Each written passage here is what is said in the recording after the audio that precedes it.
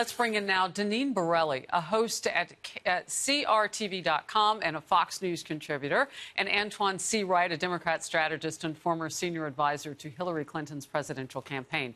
Great to see you both. You both are so shy. Let's jump right in. Checking to see if you're listening. All right. So actually, Antoine, I want to start with you.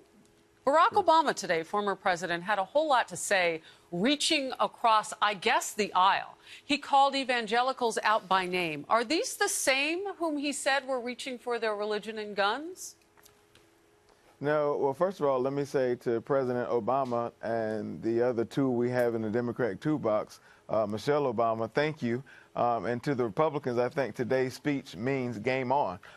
It was refreshing to hear the leader like Barack Obama talk about what we're experiencing in this day. He talked about issues, he talked about the rhetoric, but most importantly, he talked about how do we chart a path forward. And regardless if you're Democrat or Republican, I think most people agree that our democracy is on fire and we need political firefighters. All right. Do you need so many people that the people whom you don't agree with? Because that's mainly who this speech was for. He called out libertarians. I mean, he did more reaching across the aisle, perhaps, Deneen, than we've seen. I mean, he talked with evangelicals and he didn't accuse them of anything. Well, listen, what we're listening to from former President Obama is that, first of all, he is not happy with the fact that his legacy has been rebuked by President Obama. You look at the failed Iran deal. You look. Yeah, let me finish, please. The failed Iran deal, look at how he had taxes, high taxes and regulations that harmed hardworking Americans. There is a long list of things that former President Obama did that did not help Americans, hardworking Americans. And so he will be coming out like this on a regular basis, criticizing the Republican Party and criticizing President Trump. But you look at the economy, Americans are happy. Excuse me.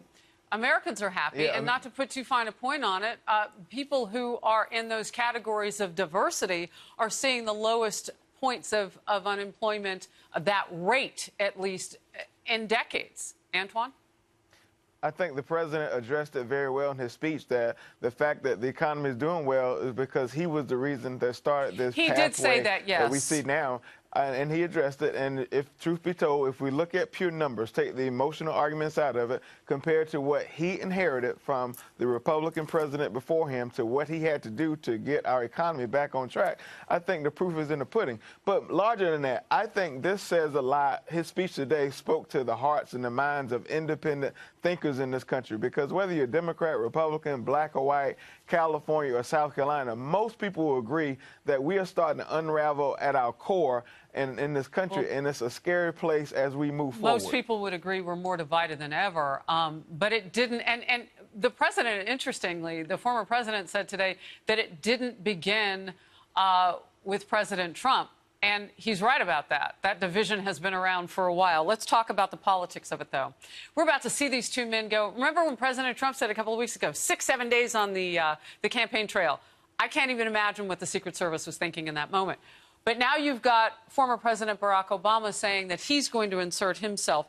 Deneen, how does that work out for a former president who lost more than 1,000 national and state house seats?